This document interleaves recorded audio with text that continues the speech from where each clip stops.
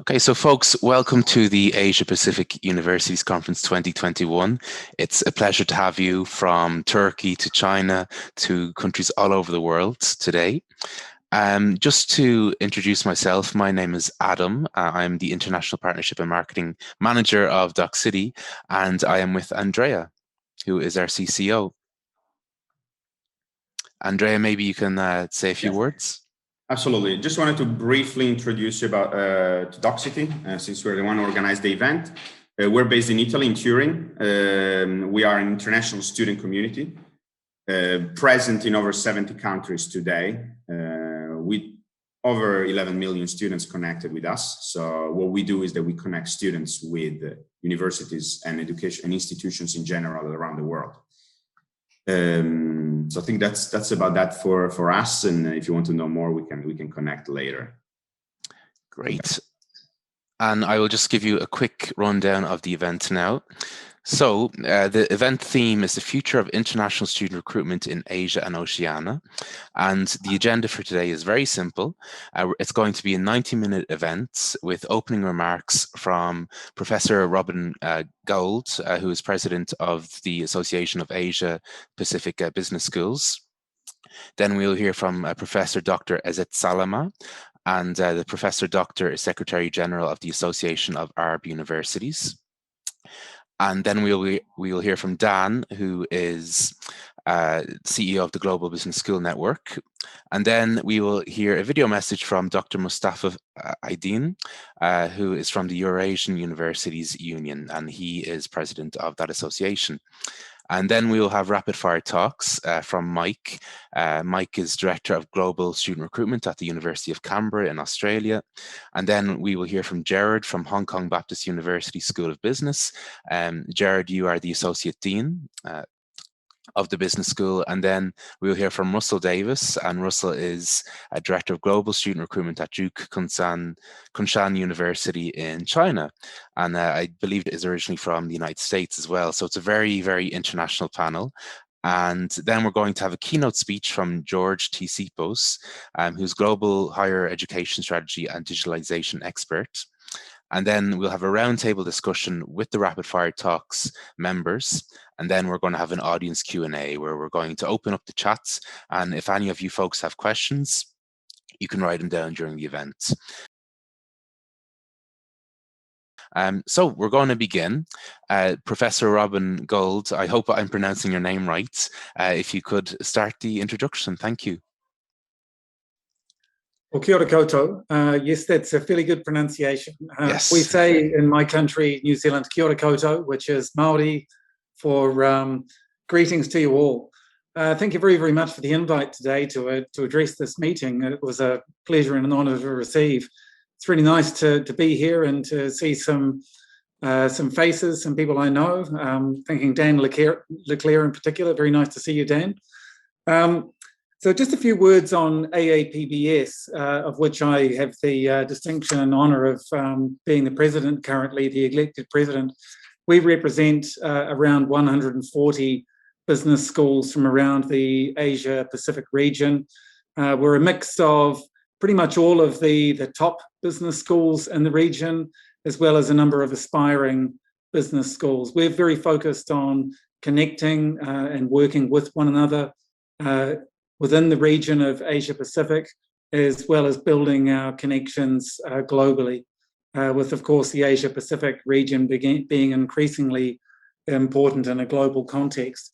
A number of our business schools, of course, have EQUIS and or AACBS, AACSB accreditation, and then a number of them are also, and my own including, members of the GBSN, which is the organisation that Dan LeClair leads. A number of the business schools also hold the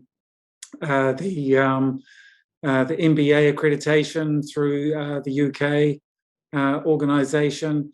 And so, you know, we have very, very high quality business schools across the region, but again, quite a lot of variation.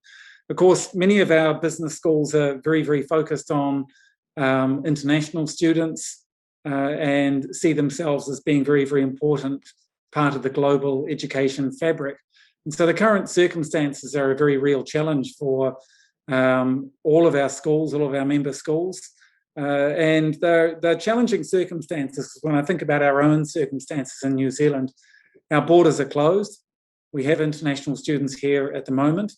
The foreseeable future, it's unclear when our borders will open. At the moment, our government is suggesting don't hold your hopes necessarily for 2022. We will just have to wait and see. And then they're also positioning New Zealand gradually, and I have to be careful what I say, but our Minister of Education is suggesting that into the future, and I think other countries such as Australia are also thinking along these lines. They want a different way of thinking about how we become attractive to international students, and that is focused, and I quote our Minister, on high quality and high value education and students. And so quite what that means, we're not sure, but we have plenty of time at the moment, given that our borders may not open until at least mid-2022 for international students to think through what this means. In the meantime, we are welcoming, and I know other countries also around the region are welcoming in international students in person in various ways. It depends, I think, in part on what the quarantine requirements might be.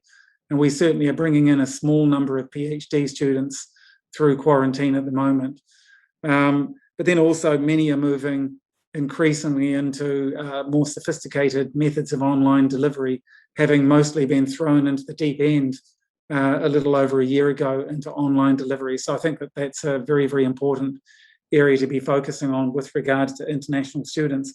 So I won't say too much more, other than to say, look forward to the coming minutes and the other speakers that you have lined up. You've got a very impressive group of people lined up to speak today, so I'll look forward to participating for the remaining minutes and I'm able to be with you. So thank you very, very much again for the invite, and all the best.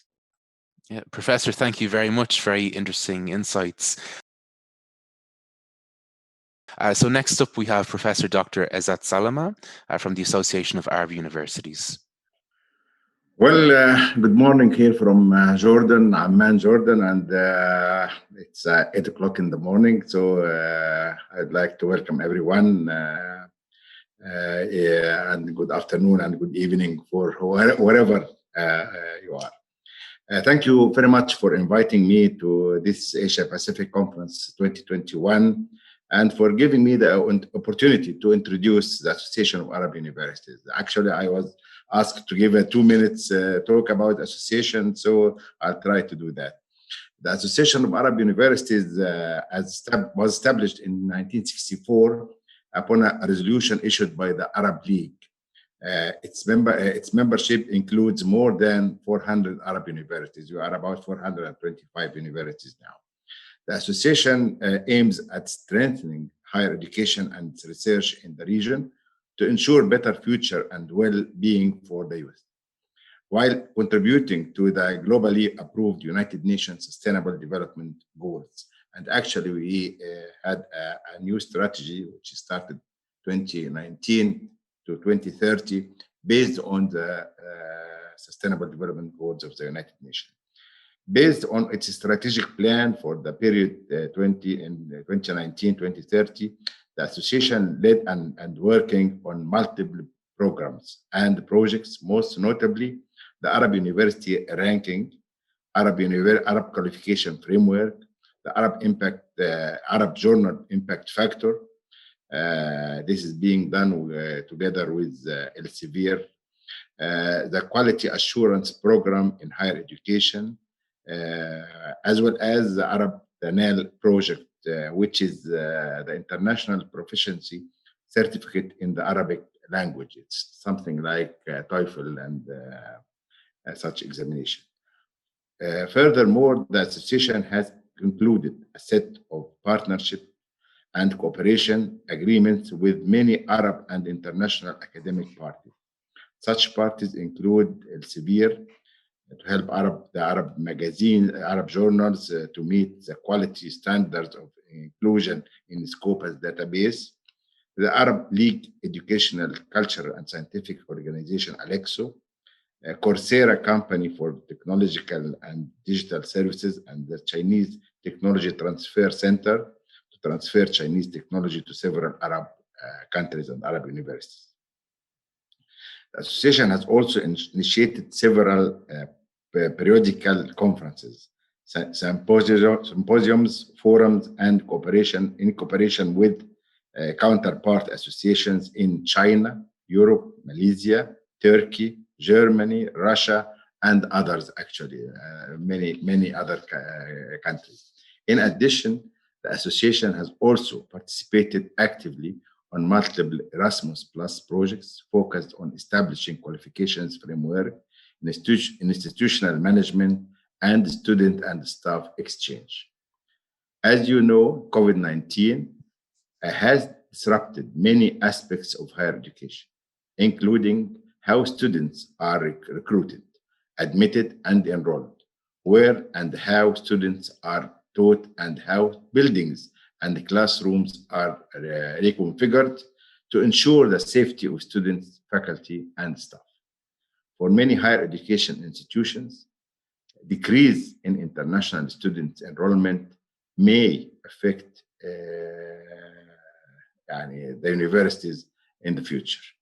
I think the time has come for college and university chief executives and student recruiters to reimagine new and better ways of serving students in the future. To be noted, according to 2018-2019 statistics, over 5 million higher education students study outside their countries.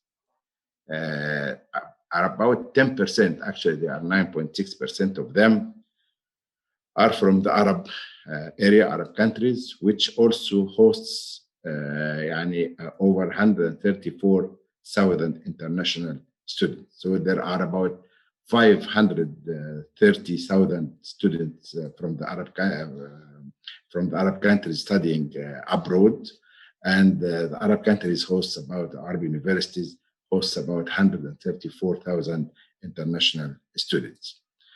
Finally, we as the association appreciate the Docsity efforts in supporting students and wish you a successful event. Thank you again for inviting me for this meeting, and I wish you a very successful meeting, inshallah. Thank you.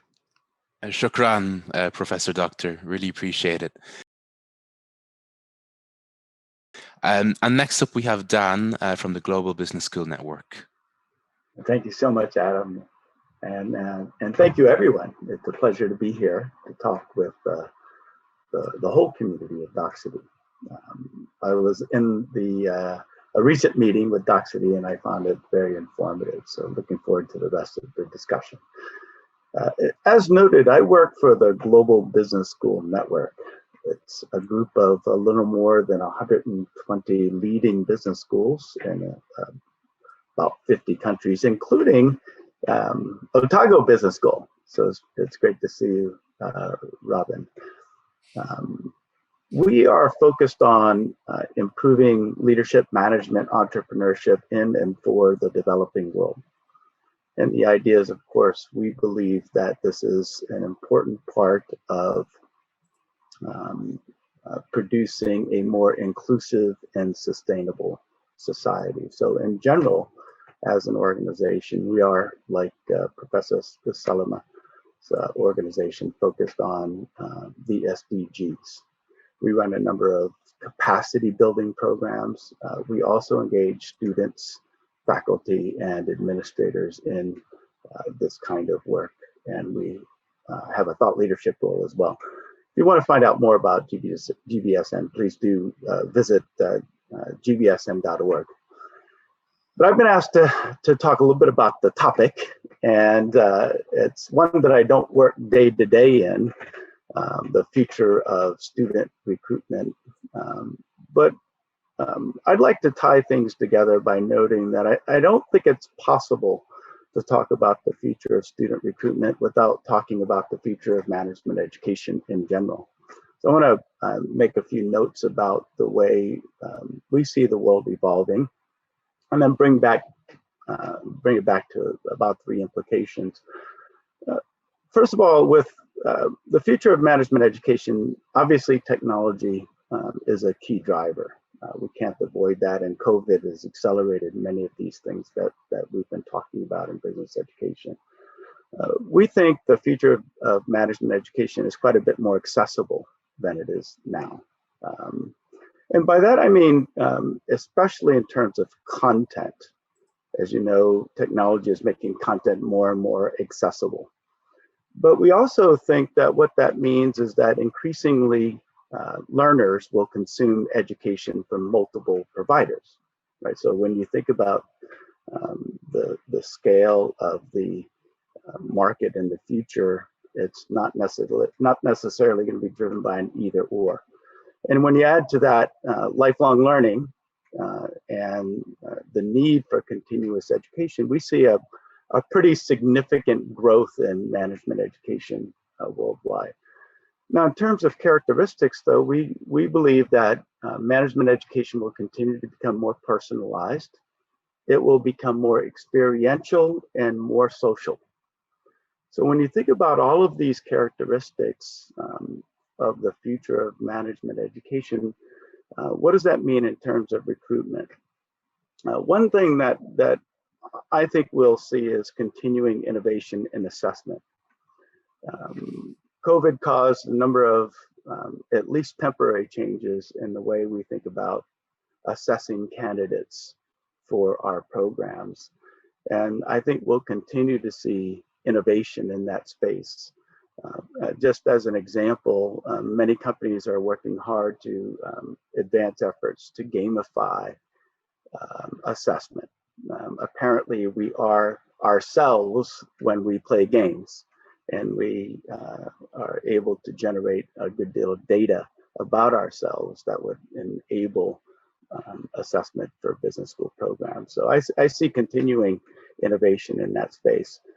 Secondly, I think that with all of your programs, preparing for greater segmentation is going to be important.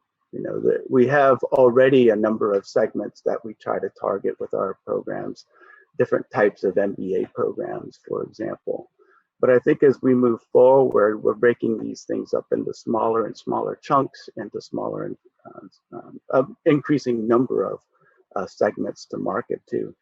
And then finally, I think that in the work that you do to distinguish your programs from others, more and more, it's not going to be the content or the perceived quality in terms of publications, for example. More and more increasingly still is going to be the experiences that you build for your students and the connections that you enable, not only in the course of a program, but throughout a lifetime. And I think as you move forward, distinguishing yourselves on those dimensions will be increasingly important. So I'll stop now. And again, thank you for the opportunity to be with the group today. Dan, thank you very much. And now we have a special video message from Dr. Mustafa Aydin from the Eurasian Universities Union. Bendeniz hepinize hayırlı günler diliyorum. Docsity tarafından düzenlenen Asya Pasifik Üniversiteler Konferansı'na katılmaktan gerçekten büyük onur duyuyorum. Hem İstanbul Aydin Üniversitesi'nin mütevelli heyet başkanı olarak hem Avrasya Üniversiteleri Birliği Başkanı olarak bu konferansın bütün katılımcı üniversitelerimize ve dünyadaki yüksek öğretim camiasına faydalı, hayırlı, ön açıcı bir hizmet olması, bir yol açmasını dileyerek ben bütün arkadaşlarımıza hayırlı günler diliyorum. İstanbul Aydin Üniversitesi Türkiye'de 2003 yılında kurulmuş, 40.000 öğrencisiyle, 3.000 akademik personeliyle, 500 civarında Dünya Üniversitesi ile işbirliğiyle, güçlü bir teknolojik bilişim altyapısı ve laboratuvar altyapısıyla hem Türkiye'nin hem Avrupa'nın ve dünyanın sayılı öncü kuruluşlarından bir tanesi. Bendeniz aynı zamanda Avrasya Üniversiteleri Birliği, yani bu coğrafyadaki 100'ün üzerinde üniversitenin bir araya gelerek oluşturmuş olduğu bir çatı kuruluşunun da başkanlığını yürütüyorum. Bu birlik altında her yıl Avrasya Yükseköğretim Zirvesi diye yine yaklaşık bütün dünyadan, Asya Pasifik'ten, Amerika'dan, Güney Afrika'dan, efendime söyleyeyim Rusya'ya kadar, İngiltere'den, Avrupa'nın bütün ülkeleri varıncaya kadar yüzlerce üniversitenin katıldığı, binlerce paydaşın katıldığı dünyanın 3. büyük yükseköğretim zirvesinde Türkiye'de düzenliyoruz. Bu tür çalışmaların yüksek öğretime ne tür katkı sağladığını, ne kadar ön açtığını çok iyi bildiğim için sizlerin de bugün yapmış olduğunuz bu çalışmalara çok değer veriyorum. Çok yararlı olacağını düşünüyorum. Takdir edersiniz ki özellikle pandemi sürecinde bütün dünya büyük bir felaketle, hiç de hesaba katılmayan bir şekilde yine de tahmin edilemeyen bir yöne doğru savrulduk.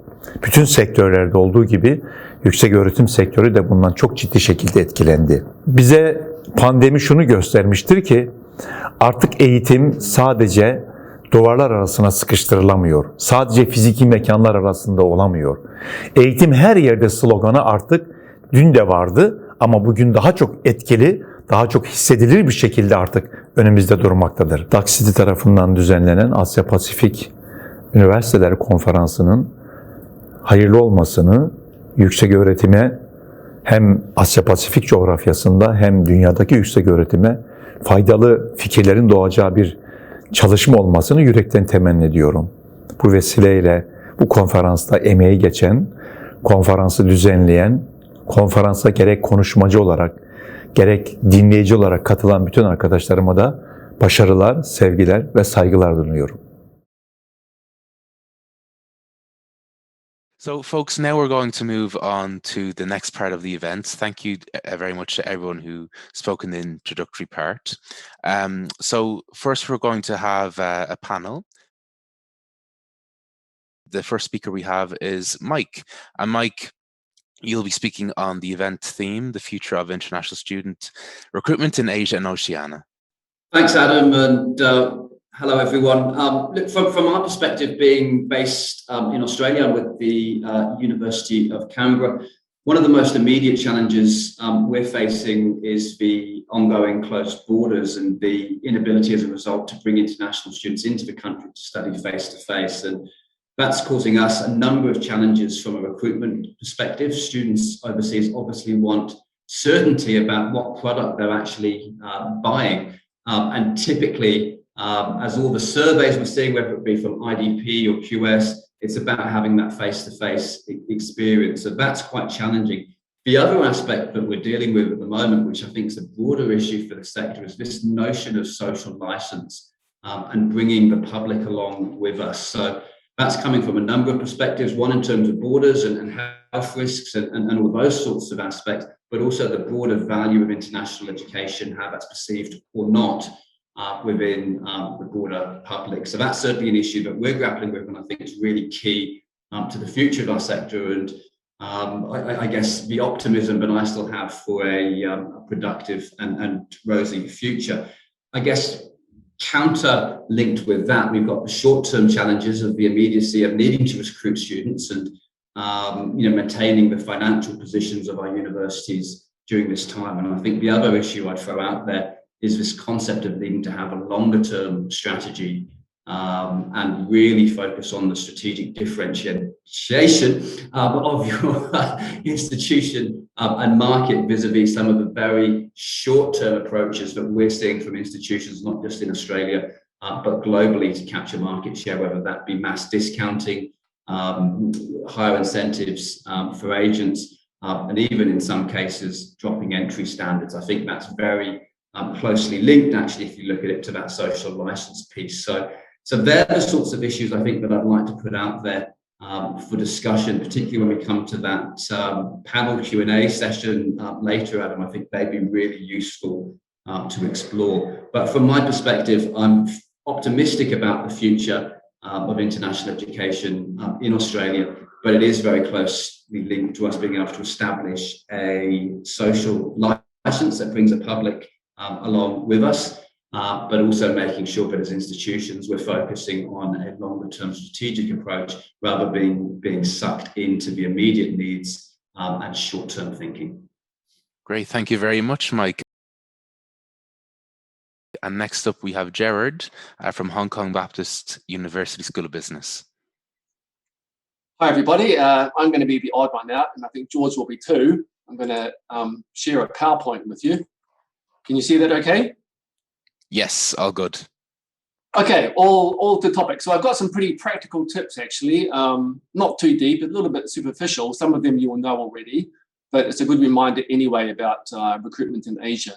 So my first point is a trend towards regionalisation, partly because of the US-China trade wars and partly because of Donald Trump's nationalism agenda. The end result is that we are seeing more applications coming from China than previously as people or students are turning their back on the US. This year we have a record number of applications. I know that sounds surreal in a COVID environment, but we really do have a record number of applications for our programs. Secondly, consider parental influence in decision-making, even for TPGs. We even have some parents dropping their kids off in Hong Kong. This was pre-COVID. So this is why employability is such a big deal and a big focus for us, because the parents, generalizing here, Asian parents expect their kids to graduate and start supporting the family. So parents will be involved in choosing a university for their children. Even for master's programs, parents may be involved in the decision-making, which is probably quite different from certainly what I saw in New Zealand, okay, which tend to be more independent, probably what Mike sees in Australia too. Have a fluid mix of digital marketing communication tools. For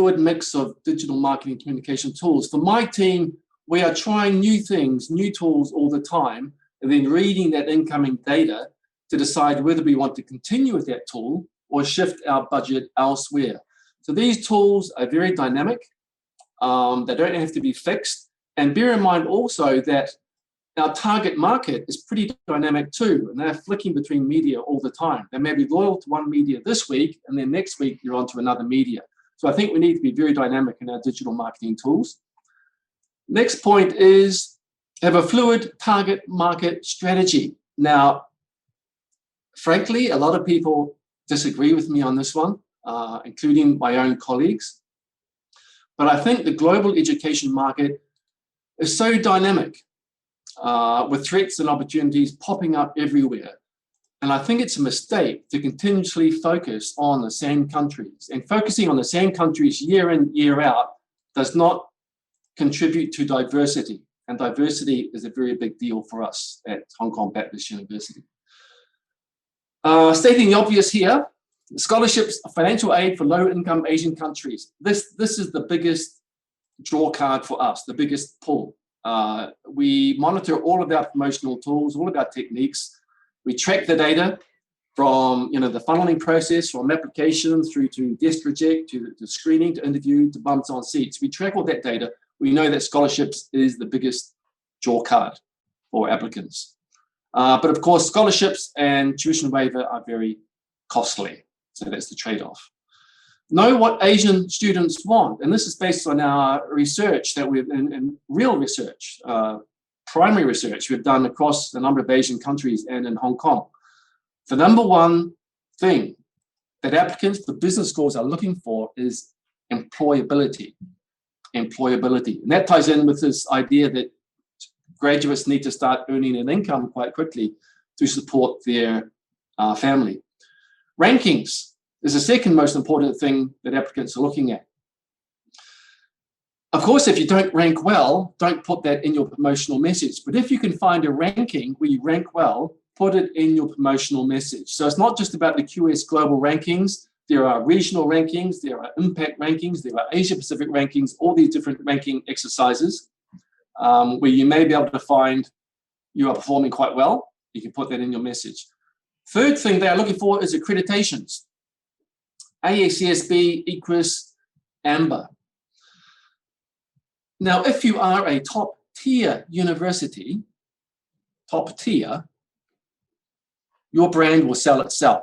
But if you are not well known globally, such as my business school, Hong Kong Baptist University, if you're not well known globally, then accreditations are very important. Accreditations show that you have hit international benchmarks. So they're a form of quality assurance for applicants. The importance of interpersonal referrals.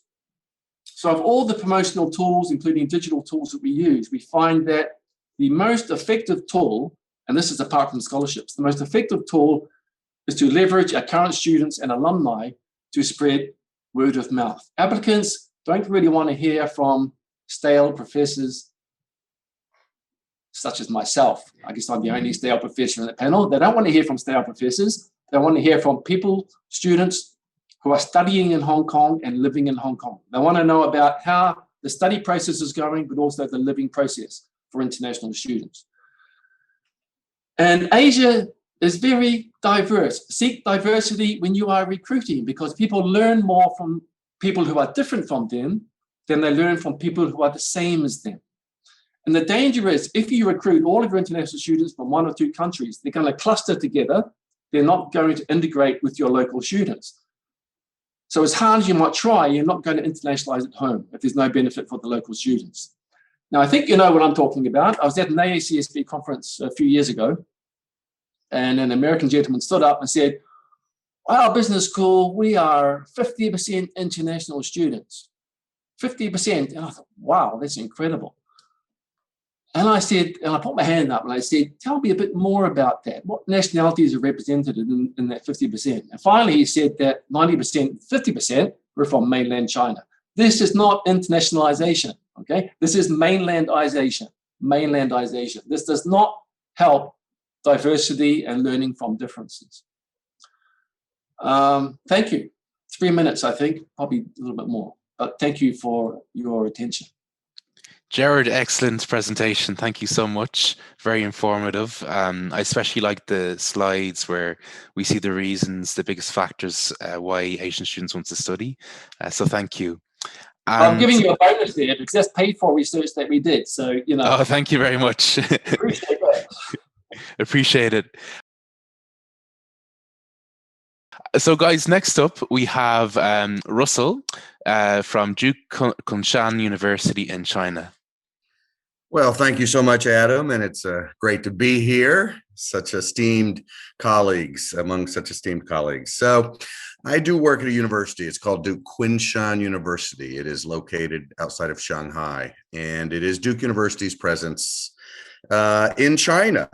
And, you know, we've certainly seen the challenges with the travel restrictions. We've been in a fairly unique situation in that our campus has been open for the last year, but, you know, it's been primarily, most of the international students have not been able to come into China. And so we had a couple, you know, we certainly had opportunities to innovate, and we'll talk more about that, I think, later on, some of the byproducts of COVID and how did it impact our recruitment. But I will say, you know, and I think I echo some of the other comments already said, we saw an increase in applications, and this year we are seeing our biggest percentage of international students in our class of 2025. 40% of our students will be international, and to address the earlier point, over 60 countries represented. So diversity really is, you know, our primary objective, because we are trying to create, you know, that rich learning environment. And we do really think of ourselves as an international university. You know, kind of speaking to the group here, you know, one of the byproducts I think we've all seen over the last couple of years of the situations that we've been facing is, more concern around safety and health, and, you know, more parents wanting to keep their students a little closer to home. And so I think, in line with a growing trend that I've certainly observed over the last few years, you know, there's a trend to maybe not be so focused in just the traditional locations. And specifically in Asia, there's a lot of great universities universities and a lot of great international universities, we're seeing more students from the region wanting to stay a little closer to home. And so they're looking at universities that are spread throughout Asia and the Pacific Rim. And we certainly, I mean, there's a lot of things that are contributing, obviously, but you know, these are things that we are observing. And you know, it's really been great to see kind of this trend of international students from all over the world who are really looking for a different experience and a more international experience. And that just continues to grow. I've been watching it be, you know, more deeply embedded in high school curriculums and this idea of global citizenship. And it's really, a lot of these trends are all contributing to us seeing, you know, just more international students. And so I know we're going to get a chance to talk a little bit later about kind of how things have changed, our recruitment has changed as a result, but just a couple closing comments. You know, what does recruitment look like going forward? That's a big question mark, right? I mean, we all developed, you know, we all had to pivot. I think pivot is the big word of the last year for many businesses. How did we change the way we do business? And obviously virtual was a really big part of that. And we, you know, necessity breeds invention. And, you know, we came up with a lot of new ways to reach students, engage them with us. And so, you know, now looking forward, it's how do we take those best practices that came out of the pandemic, and then, you know, we need to get boots back in the, you know, on the ground in different regions, and how do we find that perfect balance for recruitment? You know, one of the greatest byproducts of the virtual recruitment that we experience was the fact that we weren't traveling quite as much. So we had a lot more opportunities to recruit in other countries that we wouldn't normally go to. So we really expanded our reach in terms of reaching students who we might not otherwise have had the time and the resources to touch. So yeah, that's going to be a kind of a big strategy conversation this summer as we continue to look forward. But I look forward to the roundtable a little bit later where we can talk further about, you know, how did we grow in the last year in terms of recruitment? Brilliant. Cheers, Russell. Great speech again. So next up, we have George T. Sipos, Global Higher Education Strategy and Digitalization Expert, and he'll be giving a presentation. All right, thank you. Thank you, Adam. Thank you, everyone. This was an extraordinary panel. So far, I'm excited to hear some of the ideas that have been put forth. And I'm going to try to share my screen now. Let me see if I'm able to do that and talk a little bit about trends towards digitalization and hybridization in international student recruitment, as well as in internationalization in general. I'm looking in particular here, though, at the international student portfolio and how we combine these things that can be almost entirely digital, or it could be a hybrid of digital and boots on the ground, like we like to do in international student enrollment management. But first, just briefly about my work. I've been in higher education, international higher education, for 25 years, working across Japan, United States. Started my career back in my home country of Romania, but I'm a specialist in Japan, actually in Japanese literature. So when I teach Japanese literature and culture. They do go together with international education, maybe not as directly as you would expect. Right now I am actually doing consulting for international strategy and international student enrollment management for universities and consultancies. I like to start with this quote from Clayton Christensen. Right, 10 years ago, this is what he was saying: the change in universities is inevitable. The question is when it will happen, and if it happens due to external factors and to external regulational pressure, then that will be a major problem. And let's hope that universities figure it out before those external pressure and the external factors come in to generate change. And of course, he was referring at that time to what he coined back in the day, disruptive innovation, which was, of course, universities having to adapt and sort of integrate digital transformation in their midst. Well, guess what? Nothing happened, really. Clayton Christensen passed away at the beginning of 2020, and still things were not really happening as the pandemic was hitting.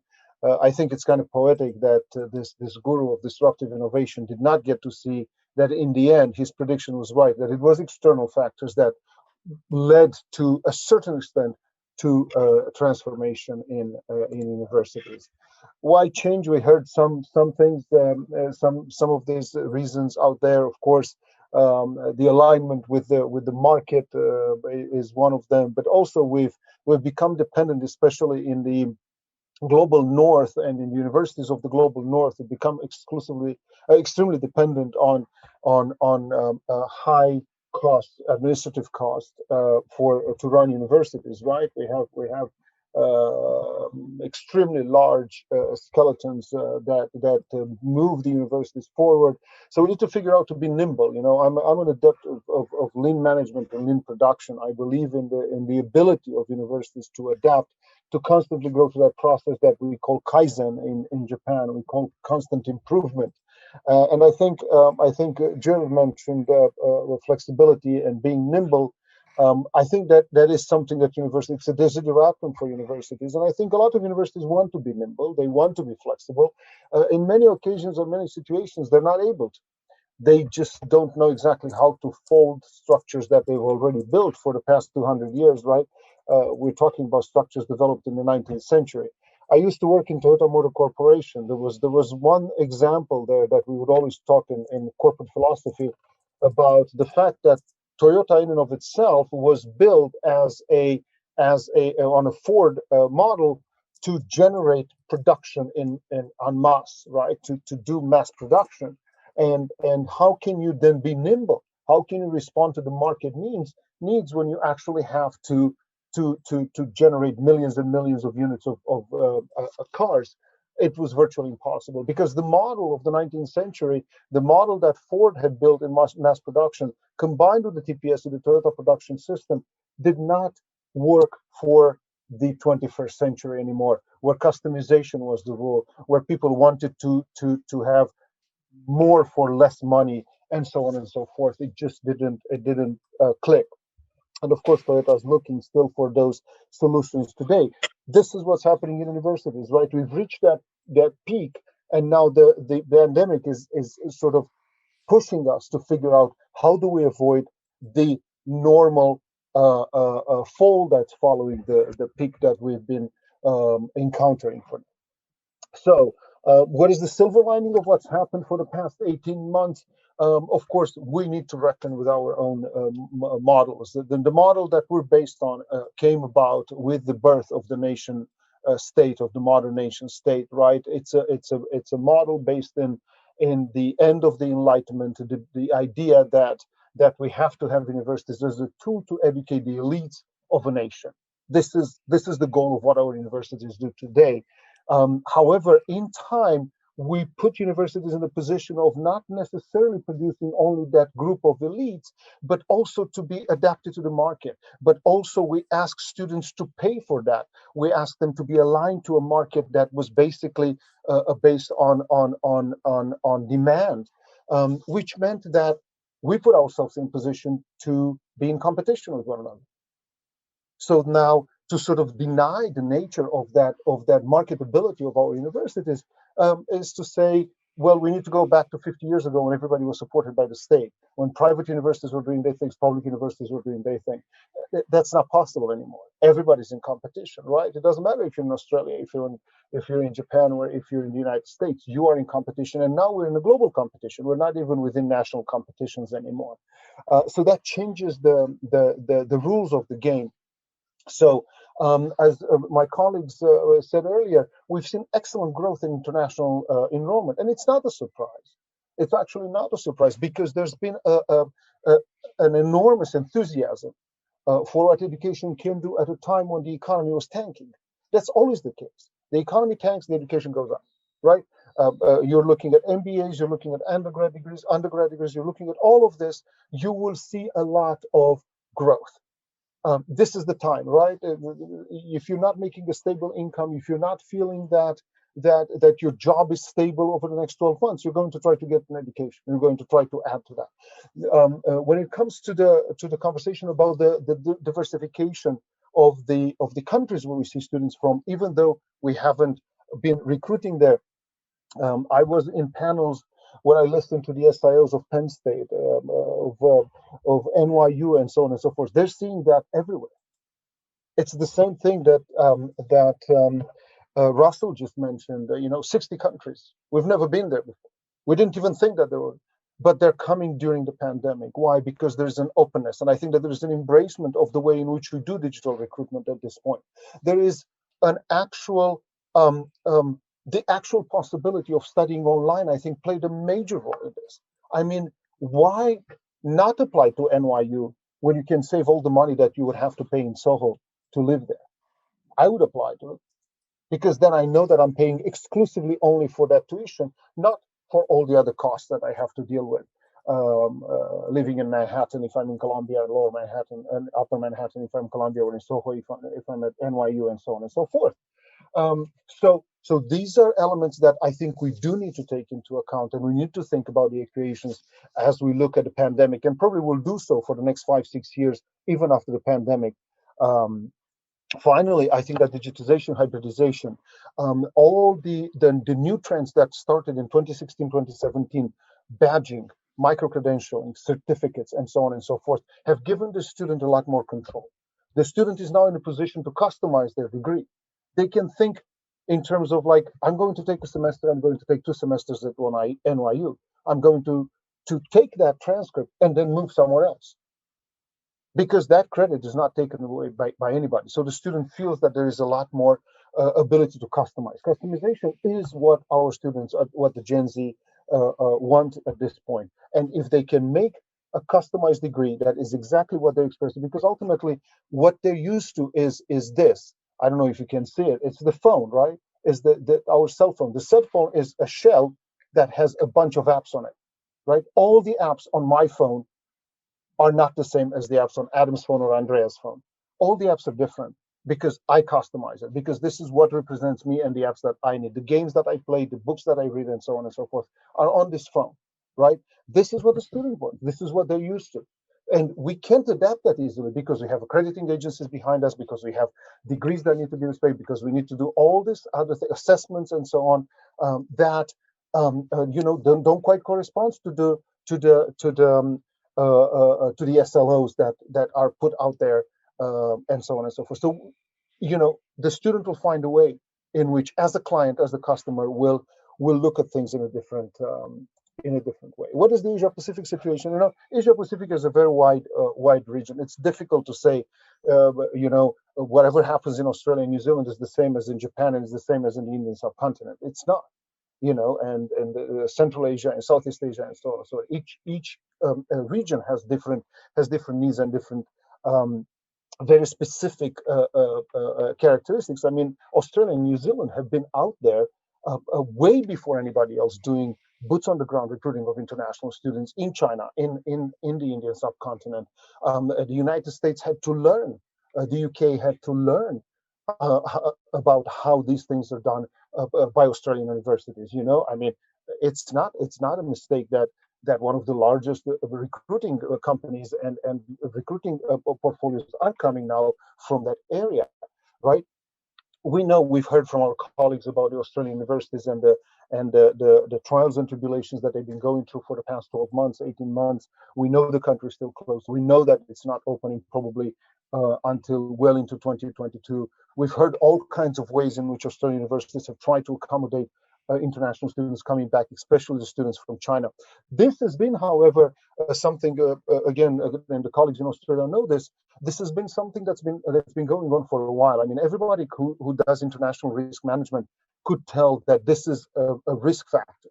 That the way Australian universities are doing international student recruitment and the openness to like 20 to 25% of international students, and the over-dependence on international students will ultimately be dangerous, could be risky, right? Especially when so many of the students come from China, where again there is economic, political, social risk as well. China, on the other hand, of course, we've heard from Russia, outward mobility has been almost closed. So what do we see now? We see global mobility. We see a lot more interest in universities in Malaysia, in Korea, in Japan. Numbers are rising of applications in Japan at the EMI schools over there. I was just talking with a colleague who does recruiting for Japanese universities just recently, and he said the same thing. Yes, Japanese students tend to stay; they don't want to get out, but other students are trying to come in, especially Chinese students. So there will be a lot of local movement, and the target universities will be the EMIs, and all the degrees that are offered in English.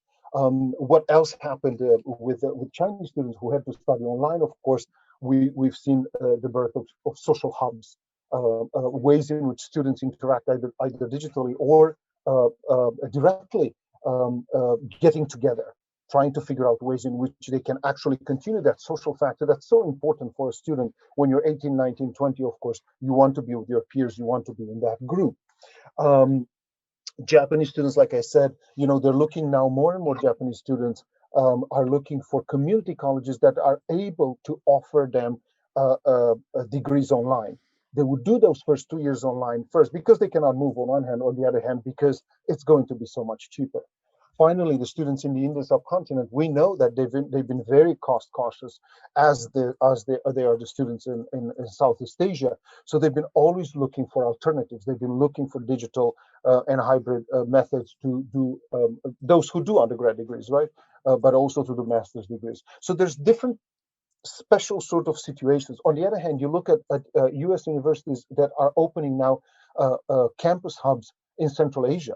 I mean, for the first time, I'm hearing that in 2019, Webster University out of St. Louis, right here, has opened its first hub in Tashkent, and it's extremely successful. So we're going to see a lot more movement towards Central Asia from US and UK universities potentially. So now going back to the digital, the hybrid university, what I see happening is an intermediary stage, perhaps, where we're going to move from this Zoom type of teaching. The Zoom teaching is not going to be the future of digital education. And this is far from ideal, and we've seen the fatigue, and we've seen how students and teachers and instructors and everyone are completely done with Zoom, because Zoom is actually a very flat means of communication. It's like a conference tool. It's not a teaching tool. It's not an educational tool. More and better education tools will develop, and I'm imagining this period of like hybrid tryouts and trial and error time that will then lead to a better educational tool that could be a VR, that could be AR elements, that could have gamification elements, and so on and so forth, where you can do a lot more things from afar. But probably we're looking at that around 2040, 2045, based on companies that are now developing this type of tools. So, looking from the perspective of the students, we can identify the elements that will mean something in a digital university for students. From marketing and website, we talked about social media and so on, to recruitment, to management and support, all the way to international alumni management to develop fundraising and so on. International education, of course, the study abroad internships. We've seen COIL coming more and more to the fore, and so on. I don't want to insist too much here. What is your digital student recruitment portfolio? The website, of course, is your tool. It seems like as they say in Japan, atarimae, like a natural thing to have a great website that attracts students. Most of us don't, as you know. And actually, some of the best websites that I've seen over the years do come from Australian and New Zealand universities. And I'm always happy to see that there are other websites out there in the US and the UK and other parts of the world, not so much in Japan, not so much in China, unfortunately, not so much in Korea, that are actually interactive, that keep the students' attention, right? We keep talking about the 7 seconds attention span that our students in the Gen Z have now. Well, you know what? it is true they don't stay more than 7-8 seconds on your website. If it's not attractive, if it's not interactive, they will go away. We're looking at chatbot interactions. We're looking at virtual campus tours. Many of these tools are not used by most universities, especially in East and Southeast Asia. We see them here and there in Australia.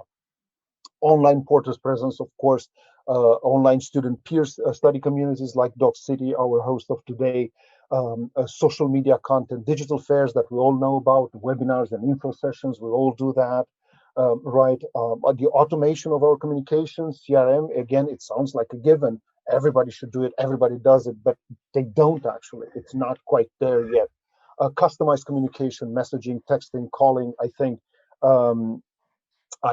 our colleagues earlier, Jared and Mike mentioned, the flexibility and the constant adaptability that you need to show when it comes to your social media, to your communication tools. I think that anything and everything is up for grabs. I mean, if you can reach your students through TikTok, do it through TikTok. If it takes WeChat for it, then do it through WeChat. If it takes Line, so be it. In the United States now, we're hearing of WhatsApp, and it's kind of like a big deal that people are using WhatsApp to communicate with students. Well, students are using it, so you might as well use it yourself. So just a few quick examples here of some of these tools that I'm talking about. The website, I always suggest websites like Brown Universities with Johns Hopkins in the United States, Ghent in Belgium, I think are good examples of interactive websites that I think will attract you immediately. You'll see a lot of movement, you'll see a lot of imagery, and we used to be back in the day, we'd say when it was HTML and an XML base, we'd say, oh my God, the video is going to take so much time, nobody in Malaysia will want to download it. Actually, that's not the case anymore. Of course, all these videos are based on a platform that's very easy and very light. It doesn't take a lot of time to download. SEO, I think we all know in international recruitment, international marketing, and social media digital marketing, what it means to have a good SEO and be able to properly meta tag your website. When it comes to CRM, here are some examples: HubSpot, Salesforce, Microsoft Dynamics, of course. Salesforce, of course, probably one of the most flexible and the most adaptable to our needs, because we are not strictly customer managing. We are managing students who have a very clear communication needs. I'm not going to talk more about these tools at this point. When it comes to digital student recruitment, I found that virtual campus tours are very effective. I always suggest them as a great tool to introduce the campus, regardless of whether your students are going to be virtual, digital, or in person. I think it saves you a ton of money to actually have this tool very easily set up there. Even if you go to a boots on the ground fair, to have this there. Now, a lot of universities are using this tool, and they're also using AI based tours. Where you don't actually have to have somebody there, but you can have an avatar delivering a guided tour of your campus. Finally, the Docsity model. We've seen this type of interaction coming together, where basically peer-to-peer exchanges are being tapped into from university side to actually reach groups of students that you would actually otherwise not reach. This is a way for universities to come indirectly at the students rather than just putting a link there to your master's degree or to your bachelor's degree, and it gives you access to millions of students who are there exchanging materials or exchanging information with their peers. Finally, the chatbots. I love chatbots. I think they're an extraordinary tool to save you time in that initial interaction with the lead. Somebody who just lands on your page. We've seen them pop out a lot last summer when universities were not allowed to do anything physically, interacting physically. So then suddenly a number of universities all over the United States, you see the New York Times down there, they use them to cut to the clutter and sort of teach them constantly how to answer to questions. This is the key, right? With an AI machine, you want to teach them, constantly spend the time to tell them exactly what kind of information you want to give to a lead, so that you move that lead to a qualified, verified lead, and hopefully to an application process. I don't want to go much further. Please make sure. I think that we're going to have questions later, perhaps. Feel free to connect with me or email me. I will put my LinkedIn profile link as well in the chat. I'm looking forward to questions later on. Thank you, everyone, for your time, and I hope this was informative. Hey, George, thank you very much. Really appreciate that. So folks, now we are on to the next part of the event, which is our roundtable questions. And Russell, we will begin with you. How has the international student recruitment of Asia Pacific universities been impacted by the pandemic? Sorry, you caught me off guard there quickly. So yeah, the question, how has international recruitment been impacted by COVID? As I alluded to earlier, it created opportunities to recruit in places that we hadn't thought of before, or hadn't had the time and resources to do.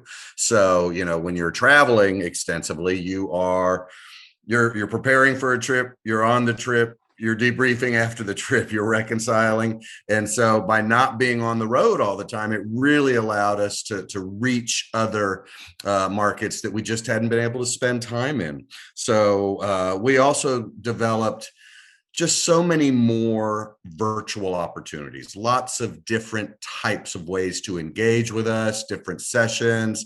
Hearing George talk about the virtual campus visits, that was so huge for us this year. Creating opportunities for prospective students to connect with current students. I think I've heard it said a couple times, really understanding what the student experience is like, being in China. What's it like to study and live in China?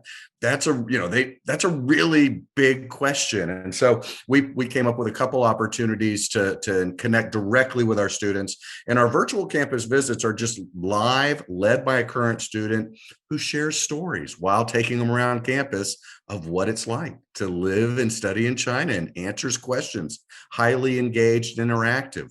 We've made it easier for students to connect directly with our current students. Go to our website. It's not a chat bot, but it's I'm sure many of you have heard about a provider called Unibuddy, which puts a platform on your website that makes it easy to connect, review a page of students with different backgrounds and profiles, and then they are able to pick somebody that they can talk to.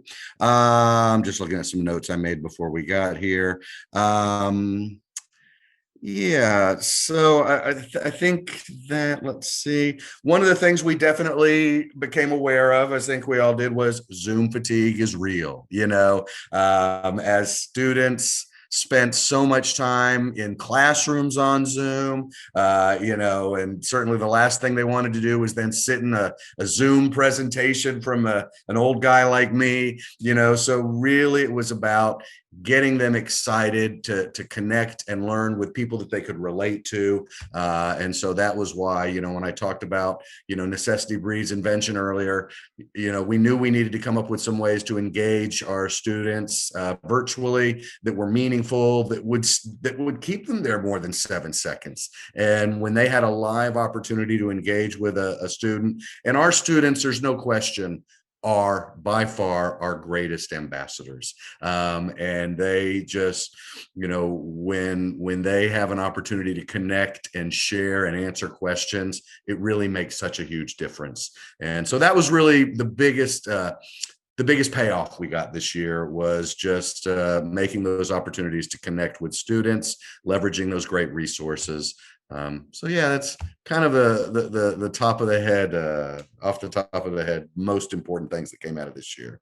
Russell, thank you. Very good insights.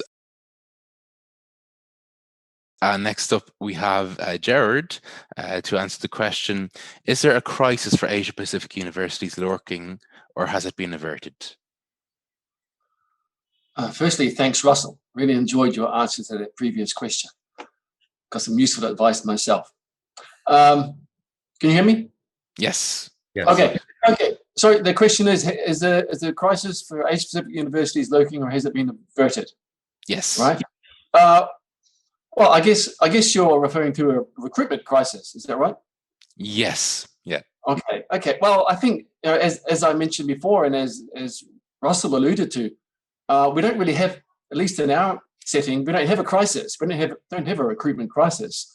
If anything, we seem to be somewhat benefiting from the current chaos. I think Hong Kong is pretty unique because before COVID, we had a year of social unrest when there were no classes face-to-face. So we had 1 year of online classes before COVID hit. So for 2 years, we've been in this situation. So we don't have any recruitment crisis. I think the real crisis, and getting a little bit off tack here, the real crisis I think we're facing is an assessment crisis in the current setting. I think teaching has moved online, but assessment hasn't really adapted, at least from where I sit. We've got problems with group assignments, with students finding it difficult to interact with each other online to do group projects rather than face-to-face. Problems with time differences when they're doing these assignments. We've also got a problem, and I think this problem's been around for years, with the authenticity of examinations and assignments. For assignments, you can find online assignment factories that, for a few dollars, you can get your assignment done for you. I think this is a problem. And for online examinations, these have been a real problem for us in terms of the proctoring of online examinations and, students giving others their passwords and getting other people to do their exams. This is the elephant in the room, I think, that people are scared to talk about this online assessment and how we're going to manage this and make it authentic. So I think that's the real crisis for us is assessment, not necessarily recruitment. Well, thank you, Jared. And while I have you here, I have another question for all the speakers. Maybe we can begin with you. What is the most effective strategy in your experience to attract international students to your degrees? As I mentioned in my elevator talk a while ago, the most powerful tool that we have in our arsenal is scholarships. But scholarships, of course, are very expensive, whether that's living allowances, tuition waiver, or both. But they are the most effective means of promoting and attracting international students. But if scholarships are beyond your budget, then I turn to the other communicational tools, which Russell has already discussed. And the most powerful, as Russell mentioned, is leveraging your current alumni and students to talk not just about the educational experience, but the living experience as well. And I love Russell's idea about that live virtual tour, and I'll be talking to my colleagues later about that. Thank you, Russell. Cheers. And Russell, Mike, would either of you like to answer that question too? Well, we're fairly new. So being nimble in your messaging has been pretty important, and really responding to what your students are responding to, and what the influencers are responding to, and what the parents are responding to. We've really had 4 years of recruitment under our belt, just recruiting our last class, the class of 25 this year. And one of the most valuable lessons I've learned, specifically in terms of my messaging, being nimble, being responsive and adjusting kind of as you mature and as you understand what really resonates. When we started our recruitment, we would lead with China. China was a big part of that. China is a huge marketplace. It's having such an impact on the world and in many ways. And, what I'm really I guess I got tired of hearing, one of the first sources, well, we've never had that much interest in China. Or, we get maybe 1 or 2 students interested in China, maybe every other year. And so one of the things I realized is, instead of leading with China, really focus on the fact, and this is in line with what I said earlier, this trend of students looking for international experiences and a truly international education. So now it's really, we've kind of evolved into really focusing more on the qualities of the students who are attracted to us. And then, making sure they understand, what the student experience is like. And then instead of leading with China, now you're closing with, and why China? But really, focusing on the, what are those qualities, which are very attractive qualities, and the students want to see those qualities in themselves. And then certainly when they ultimately matriculate, they self-select in, they're really great fits for us, and they perpetuate this great student community that we have and kind of help us achieve our mission as a university. So I guess being nimble and listening and understanding how you are being perceived, what's really resonating, and then being responsive. And being, it's tough sometimes for organizations that have been around a long time to be nimble with their messaging. And so I think for us being young, that's been kind of a great position to be in. Great, thank you very much, Russell. And Mike, if you'd like to answer that, let me know. Yeah, sure, Adam. Look, I'm happy to throw my 5 cents in there very quickly. Look, I think the other two speakers have covered most of the points. I have to say, I disagree with Jared, though, about scholarships. I think that's a really interesting point, and certainly it's a big topic of conversation in Australia at the moment too, because I think if you do scholarships correctly, in a sense that you're using it as a promotional tool and they're based on academic merit, I agree, it can be quite a strategic and effective positioning piece in the market. What we're seeing, though, from many universities, not just in Australia at the moment, is really using scholarships as discounts to try and attract international students and basically move towards a zero-sum game where margins are really diminished. And I think that's a really dangerous strategy. We're seeing at the moment universities offer up to 40% discounts badged as scholarships basically for all courses, no academic qualifications or anything along those lines. And I think that's actually quite a dangerous and lazy strategy. I'm sure that's not what Jared's talking about, but I do want to distinguish between that element of scholarships, which we're seeing en masse, to the more strategic scholarships that position you and help you get market share and attract students from markets who might otherwise not be interested. The other aspect, I think, from our side would really be, aside from getting the fundamentals down, having a quality product, getting that pricing piece right, making sure that you're covering a variety of different recruitment channels. So for us in Australia, agents are really, really important. It is responsible for about 80% of students who come to Australia, but also looking at new digital channels, direct recruitment, whether that be through university's own marketing campaigns or in collaboration with Docsity or other players in that space. I think having a wide channel spectrum strategy is really important, but mostly getting that key point of differentiation down. What are your key selling points, and how does that make you actually different to your competitors? What's the unique thing you have to offer to market, and being able to communicate that to your agents, to students who are in articulation partnerships or recruited through platforms like, I guess in conjunction with Docsity, or platforms like study portals and the other sorts of platforms that are out there. Great. Agents are responsible for 80% of students going to Australia. I never knew that. Thanks, Mike. Around that, yeah. Give me some leeway with a percent or two, Adam, but yeah. It's around that mark. Good stuff. Can I just clarify something? Can I just add to what Mike said? Mike, your assumption was right. I mean, our scholarships are very much merit-based and very, very competitive. We don't offer a discount as another ballgame altogether. And what you must remember when you offer a scholarship is that in the classroom, there will be non-scholarship recipients sitting beside scholarship recipients, and they will compare themselves.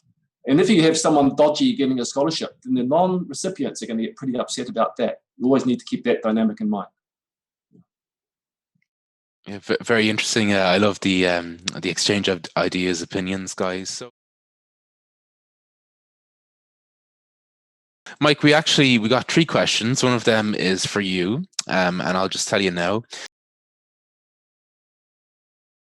As Australia is in lockdown for an indefinite time, how are you strategizing to get more students to study online with you as they cannot travel? It's really difficult, honestly, Adam, because what we're seeing in terms of student feedback is most students are happy to study online for 6 or 12 months and then transition to that country for face-to-face study. There's a really small group And I think the IDP survey indicated maybe about 10% who are happy to do online for the duration of the degree. Then there's another group, maybe about 40% who are happy to do it for 6 or 12 months, and then 50% who aren't happy at all. So our strategy is to try and tap into all of those groups in different ways. So the ones who aren't open, to try and get some of them interested, the 6 to 12 month group to try and keep them on the hook for a little bit longer. And what we're seeing there is that our business development managers, who typically all be about getting students into acceptance and enrollment, are now having to continue to engage and actually see students through and nurture them until the time that the borders open, because the retention's a really big issue. QS indicated, best survey indicated about 58% of students will jump or consider jumping to another destination if they can travel before borders are open. So it's really challenging. The students we do have, it's about outlining the merits of the online experience, making sure that they're engaged and feel part of the community. I know a couple of people have spoken about platforms like UniBuddy or the Ambassador platform, where students can engage with existing students, mentorship programs, giving them some merchandise so that they actually feel that sense of belonging to the university, all of those sorts of things to keep them on the hook and nurture them through. But in terms of actually selling the product to get a commencing student, it's becoming more and more trickier, particularly in the context of uncertainty. Our government said border hope for a gradual reopening by mid next year, but our Prime Minister also has an election to fight. And I guess his messaging seems to be probably more directed to the Australian public at the moment. So it's quite difficult to distinguish whether this is actually the intent or this is the framework we're having outlined for an election. But all of those messages gets to international students and does make it tricky, because we cannot guarantee that in 12 months' time, or hopefully less, they'll be able to come into the country. Cheers, Mike. We just have 2 more questions. Can I just ask one more question to Mike? I think it's really interesting, this topic, because Italy has seen very similar cases, because at the end you go to Italy for the location, you go to Italy for the food, and if you you can't do that, then you're studying online and you're thinking, wait, I'm missing out the good pizza and the pasta, and I'm missing out the all the amazing things and museums and then infrastructure and the buildings I can visit. So, and I think Australia is very similar, because I think the question asked, it's really relevant. It said Australia is a hot destination for students because of the location, life, sceneries, and so on. So if you can't benefit from those, it's very tricky to engage with those students. And you can tell them, yes, you can study in a year, but are you willing to wait a year to come on campus? So I think for a bachelor degree, it's really for a master, because a bachelor, okay, I can start online and then eventually I can move on campus. We've done a series of surveys here at Docsity the past year to our student community. We have a student of almost 50 million students, and we've asked them if they'd rather start online now or on campus in a year. And actually over 60% of our students said on campus in a year. So, and this changed from last year, because last year when the pandemic started, most of them were like, no, it's okay, I can start online now and then move on campus. But then they realized, wait, now it's been a year or more than a year, at least for certain countries, and we're still in the same situation. So actually, I might as well just wait longer if I have a job. If I don't have a job, then I'll just take, a study where I can go on campus. Probably a lot of them are thinking of that. And we're seeing it with a lot of partner universities we work with. This year have been really focused on just branding rather than, generating enrollments. It's like they're trying to fill up their pipe as much as possible. And then they're saying, look, I'll have the leads. I'll just keep in touch with them, contact them. And like you're saying, sending them merchandise. I think it's a silly thing in a way, but it's fantastic because it works really well. It gives them a sense of belonging to something, right? So that we've really seen it within our community as well. And we are in 70 different countries. And we've seen that being play a very big part in the current situation. So, yeah.